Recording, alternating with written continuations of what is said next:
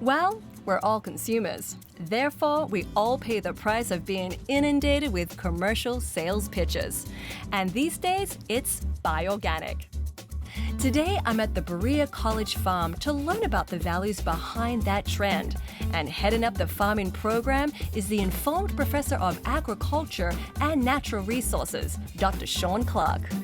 How long has the college had this property, and how long have they been growing fruits and vegetables here? The college first started farming about 145 years ago. Really? Yes, on this very land that we're standing on. Wow, I know Berea College likes to maintain its historical roots, so to speak. So has the farm always used the same methods? Certainly as time went on, the farm adopted industrial methods, and only recently, within the last 15 to 18 years, have we gone back to farming organically.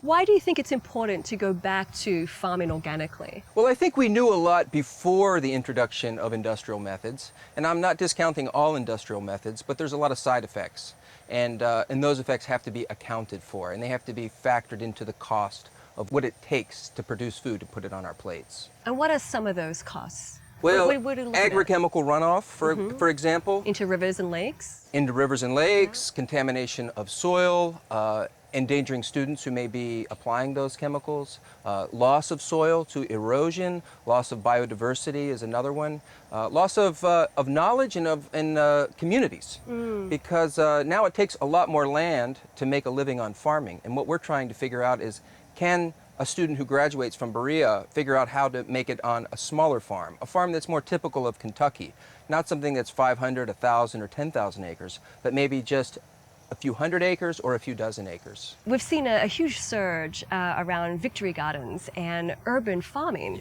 Yes. The importance also on organic and growing sustainably. What are you teaching the students about that? Well, I think not just the ag students, but all students want to know more about where their food comes from, how it was produced, who produced it, how it got to them. And so what we're doing here is trying to show that to students by being as transparent as possible with the way that we produce the food, process it, deliver it, prepare it, and then even what happens to the food after. For example, food waste that's left on the plates comes down here and is composted and then returned to the soil as a soil fertility amendment.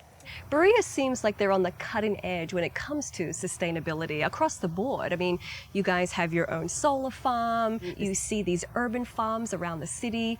Why do you think Berea is so intrigued by this sustainability movement? Yeah, I think it goes back to the roots of the college and the commitment to plain living, to trying to live without degrading the resources that we depend upon.